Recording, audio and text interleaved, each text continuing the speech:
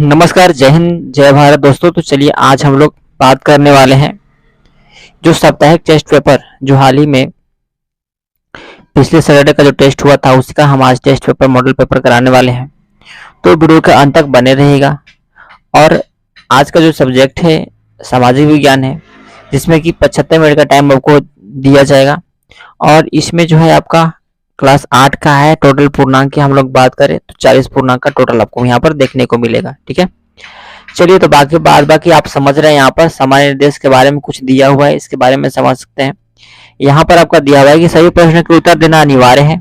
इस प्रश्न पत्र में कुल 15 आपको प्रश्न रहेंगे। ठीक है, प्रश्न 1 से 10 तक के लिए 2 अंक रहेंगे, मतलब 1 से 10 तक जो रहेगा वो 2-2 नंबर का रहेगा। ठीक है, और 11 से 15 तक वाला जो रहेगा वो 4 नंबर का रहेगा। गलत उत्तर के लिए कोई ऋणात्मक अंक नहीं काटा जाएगा, इसलिए बिंदास होकर के आप सारे प्रश्न को सही तरह से जवाब देने की कोशिश करेंगे। वस्तुनिष्ठ प्रश्न में 1 से 10 के लिए 4 विकल्प दिया रहेगा और चारों विकल्प में से जो सही होगा उसका चयन करके उत्तर पुस्तिका में आपको लिखना है। तो इस तरह से कुछ सामान्य निर्देश था। ओके, और इसमें कुछ सामान्य निर्देश यहाँ पर आपको देख पा रहे होंगे कि 6ठा नंबर प्रश्न क्या कहता है। 6ठा नंबर जो आपका ये निर्देश है, लघु उत्तरीय प्रश्न 11 से आपका 15 तक रहेगा, जिसको आपको उत्तर पुस्तिका में अपना लिखना है।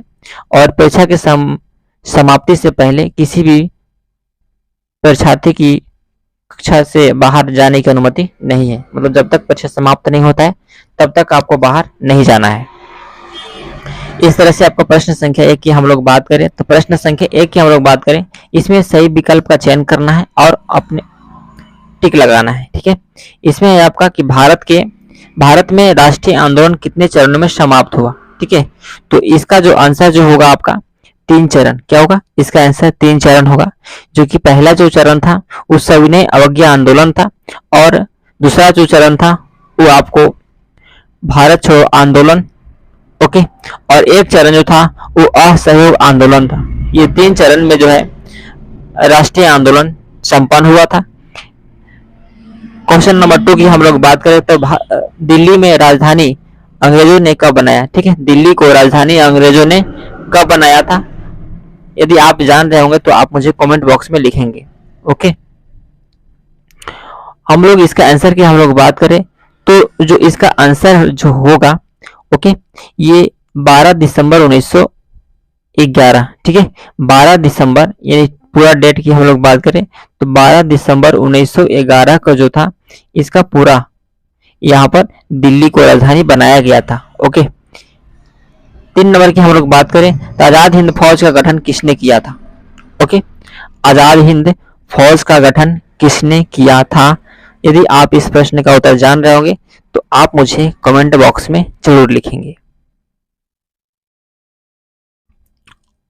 ऑप्शन है सुभाष चंद्र बोस, महात्मा गांधी, बाल गंगाधर तिलक या भगत सिंह। तो आप मुझे जल्दी से कमेंट में बताएंगे।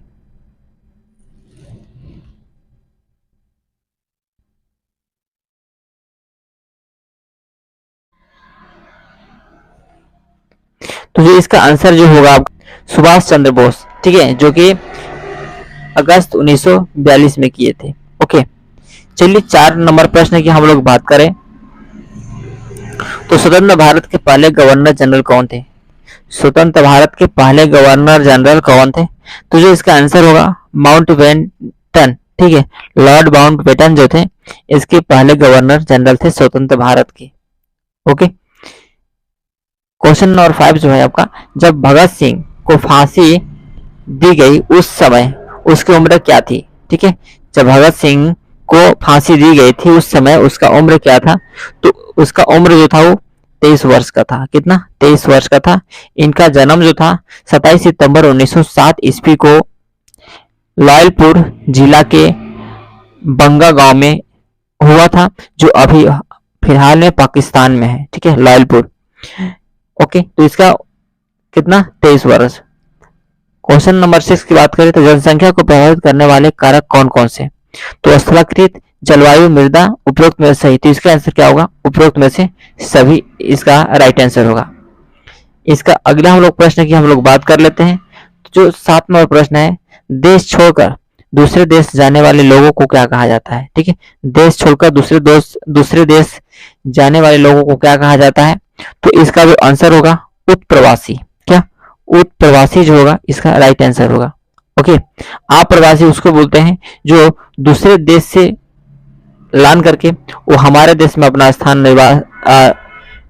निवासी बनते हैं, हमारे स्थानीय निवासी बनते हैं, तो उसको हम लोग अप्रवासी बोलते हैं। अगला है विश्व जनसंख्या दिवस कब मनाया जाता है? विश्व जनसंख्या दिवस कब मनाया जाता है? तो इसका आंसर जो होगा आपका 11 जुलाई। क्या? 11 जुलाई को जो है विश्व जनसंख्या दिवस मनाया जाता है। ओके, 9 नंबर की हम लोग बात करें तो प्राकृतिक वृद्धि दर किसे कहते हैं? प्राकृतिक वृद्धि दर किसे कहते हैं? जन्म दर और मृत्यु दर के अंतर को, या जन्म दर मृत्यु दर में समानता को, या ए और बी दोनों, या इनमें से कोई नहीं? तो जल्दी से आप मुझे कमेंट बॉक्स में लिखेंगे। तो इसका जो आंसर जो होगा, इसमें जन्म दर और मृत्यु दर के अंतर को हम लोग प्राकृतिक वृद्धि दर कहते हैं। ओके, भारत की प्रथम जनगणना कब हुआ था? ठीक है, भारत की प्रथम जनगणना कब हुआ था? तो इसका जो आंसर जो होगा आपका 1872। ठीक, A for Apple is the right answer, यानी 1872 में जो था आपका जनगणना हुआ था भारत में पहली बार। ओके, तो चलिए उम्मीद करते हैं कि ये जो है आपका टोटल 10 क्वेश्चंस आपको अच्छी तरह से ऑब्जेक्टिव समझ में आया होगा। इस तरह से हम आपके लिए हर वर्ग का ऑब्जेक्टिव क्वेश्चन लेकर आते रहेंगे। इसका नीचे भी आपका सब्जेक्टिव क्वेश्चंस है, तो इस सब्जेक्टिव क्वेश्चंस को आप घर पर इसको अच्छी तरह से कर लेंगे। ओके, इस तरह से आप इसको अच्छी तरह से बना लेंगे। तो चलिए मिलते हैं हम नेक्स्ट वीडियो में। धन्यवाद। जय हिंद, जय भारत।